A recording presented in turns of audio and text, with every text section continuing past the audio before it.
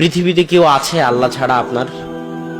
হ্যাঁ, পৃথিবীর সবাই ধোঁকাবাজ, আপনার স্ত্রীও ধোঁকাবাজ, স্বার্থের জন্য আপনার সাথে আছে।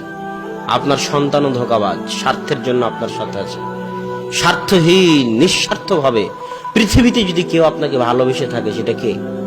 আপনার প্রতিপালক।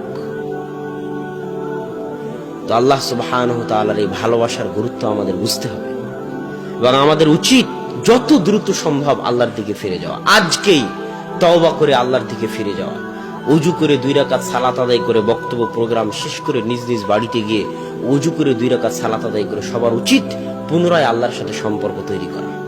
যে আল্লাহ, আজকে তওবা করে তোমার সাথে সম্পর্ক তৈরি করতেছি, আর সম্পর্ক ছিন্ন করব না। আর সম্পর্ক ছিন্ন না করার সবচেয়ে বড় মাধ্যম হচ্ছে যে কোনো মূল্যে দিনে রাতে 24 ঘন্টায় 5 ওয়াক্ত সালাত আদায় করা। আকিমিস সালাতা লিযিকরি, তোমরা সালাত আদায় করো আমাকে স্মরণ করার জন্য।